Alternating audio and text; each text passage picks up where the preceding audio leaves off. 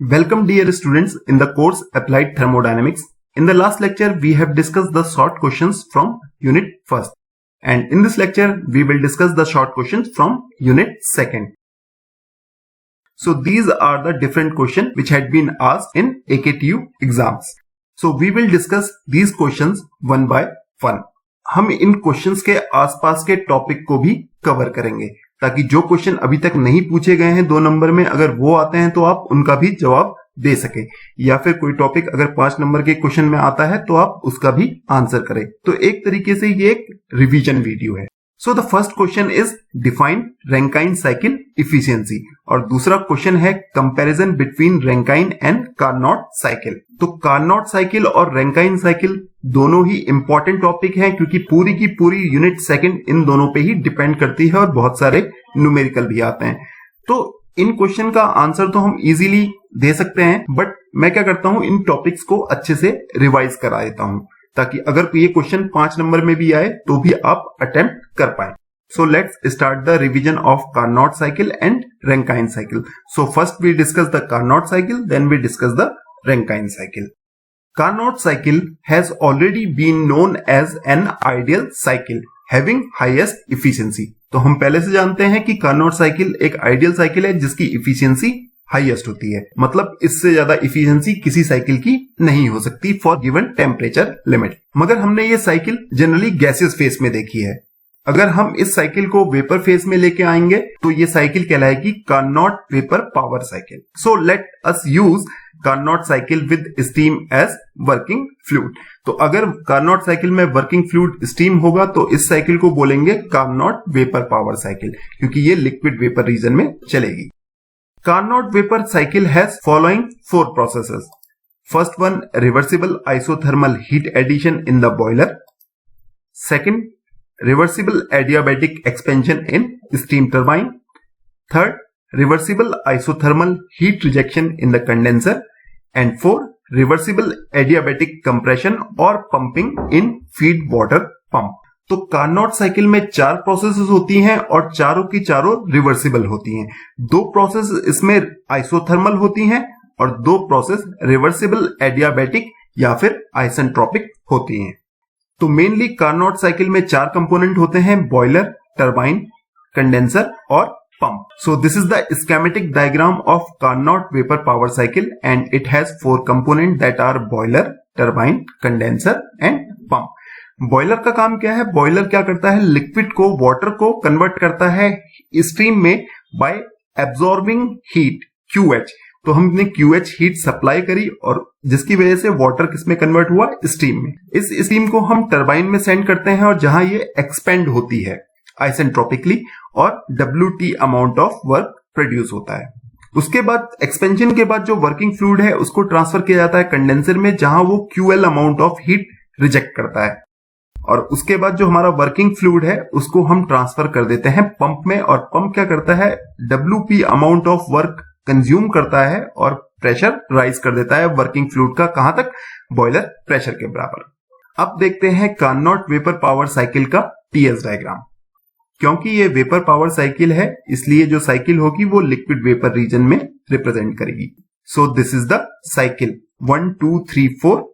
So 1 to 2 is the heat addition in the boiler, which is the isothermal process. So 1 to 2 is the isothermal heat addition.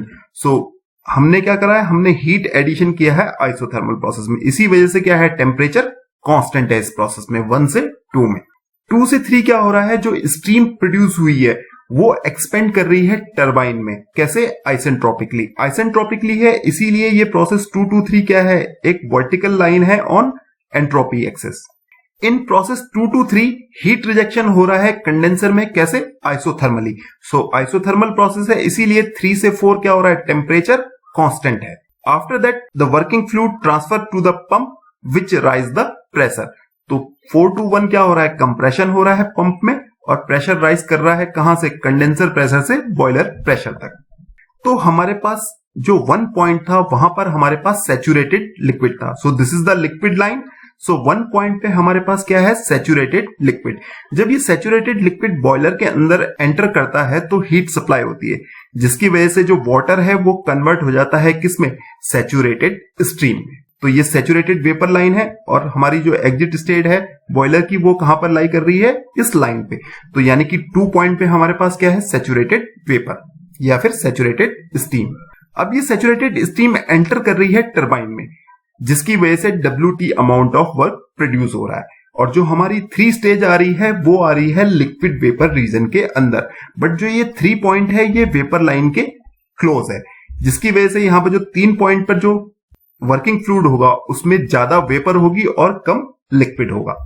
But जब ये working fluid condenser के अंदर enter करेगा तो जो ये बची हुई वेपर है वो भी कन्वर्ट होना स्टार्ट हो जाएगी लिक्विड में, और 4 पॉइंट पे हमको ज्यादा लिक्विड और कम वेपर मिलेगा। तो यानी कि जो हमारे पास 4 पॉइंट पे जो स्टीम की कंडीशन होगी उसमें ज्यादा अमाउंट में लिक्विड होगा और स्मॉल अमाउंट में वेपर होगा, क्योंकि यहां पर 4 पॉइंट पे क्वालिटी स्टीम की बहुत लो होगी, क्योंकि ये लिक्विड लाइन के क्लोज है। अब ये लिक्विड वेपर का मिक्सचर एंटर करेगा पंप में, और पंप इसका प्रेशर राइज करेगा अगेन बॉयलर के बराबर, और हमारा जो लिक्विड वेपर मिक्सचर है ये अगेन कन्वर्ट हो जाएगा सैचुरेटेड लिक्विड में, और ये सैचुरेटेड लिक्विड फिर से बॉयलर में एंटर होगा और साइकिल इसी तरह कंटिन्यूअसली रन करती रहेगी। So we have understand the working of Carnot vapor power cycle, and we have also represent the Carnot vapor power cycle on TS diagram. Let's do the analysis of Carnot vapor power cycle.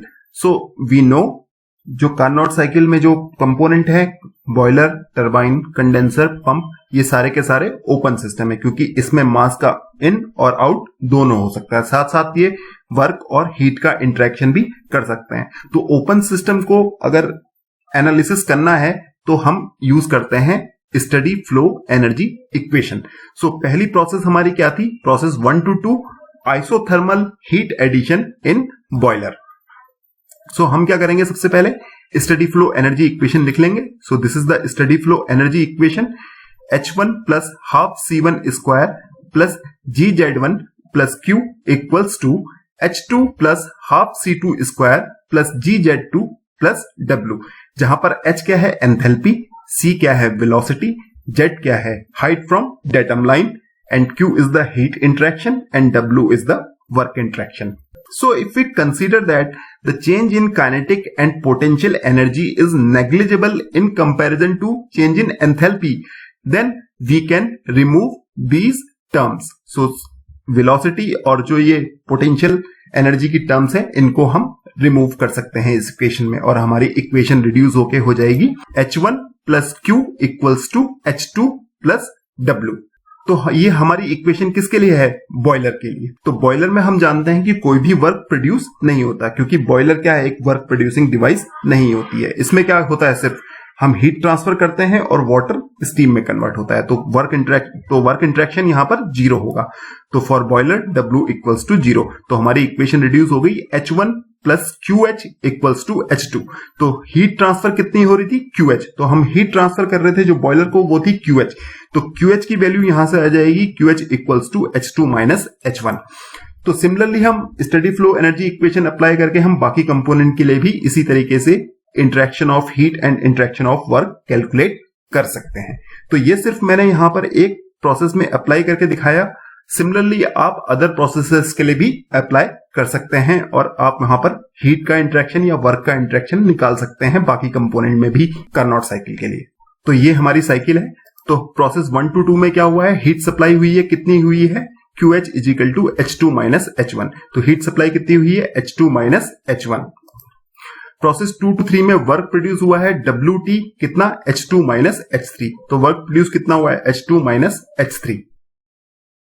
Process 3 to 4 में heat rejection इन condenser कितना हुआ है, QL which is equal to H3 minus H4। So H3 minus H4। और process 4 to 1 में जो work supply हुआ है वो कितना हुआ है, WP is equal to H1 minus H4। तो हमारे पास सभी प्रोसेसेस के लिए वर्क इंटरेक्शन और हीट इंटरेक्शन की वैल्यू आ गई है। So we can write the efficiency of Carnot cycle. The efficiency is output upon input. तो output क्या है, वर्क सप्लाई, और इनपुट क्या है, हीट सप्लाई।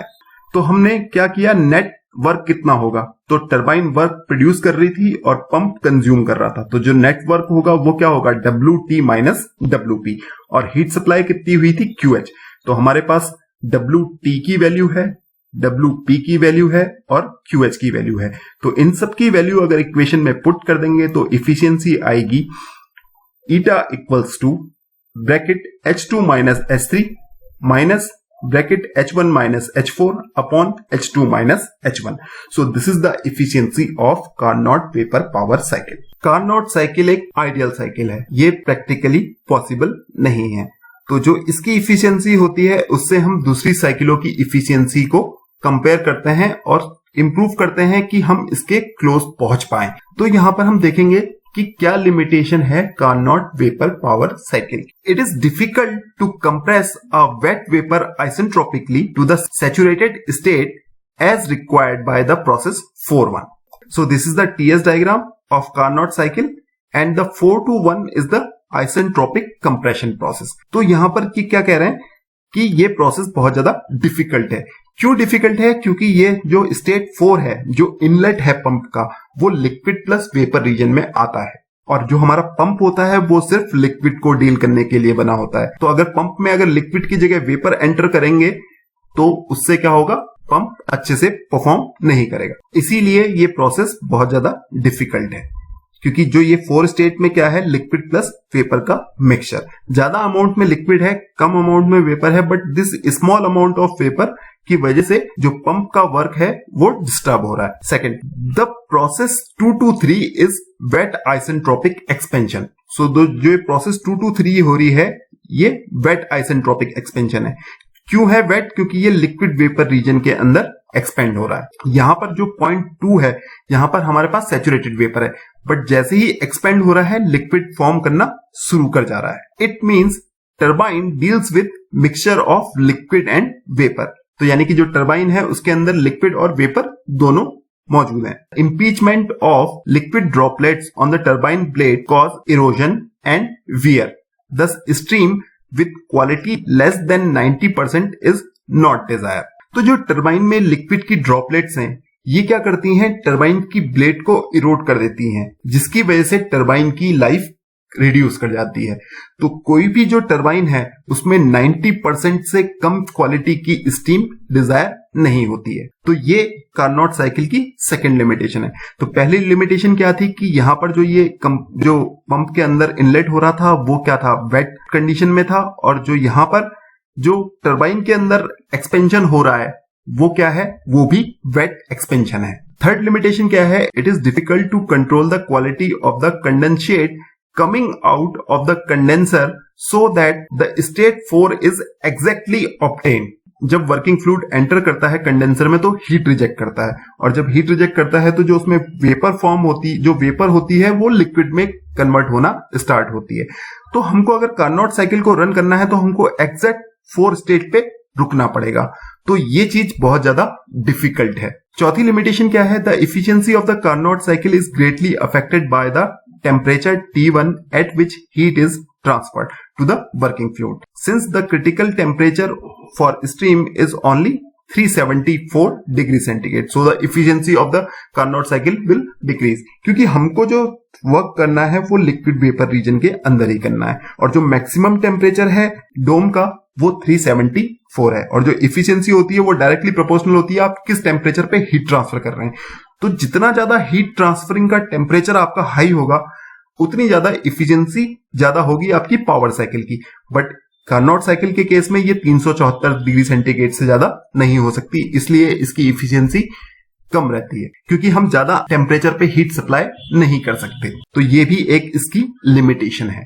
तो लेट्स कंक्लूड दैट, तो इसमें मेनली प्रॉब्लम क्या हो रही है, एक तो हो रही है वेट कंप्रेशन की और दूसरी हो रही है वेट एक्सपेंशन की, और तीसरी है कि वो एग्जैक्ट 4 स्टेट पे कैसे रुके। तो ये थर्ड पॉइंट और 1 पॉइंट लगभग एक ही है। और चौथी है कि इसमें जो हीट ट्रांसफर का मैक्सिमम टेम्परेचर है वो 374 से ज्यादा नहीं हो सकता। So these are the limitation of Carnot vapour power cycle, जिसकी वजह से हम इसको एग्जैक्टली यूज नहीं कर सकते किसी पावर प्लांट में। तो इस लेक्चर में यहीं तक रहने देते हैं। अगले लेक्चर में हम डिस्कस करेंगे रैंकाइन साइकिल, और तब हम दोनों क्वेश्चनों का आंसर आराम से दे सकते हैं।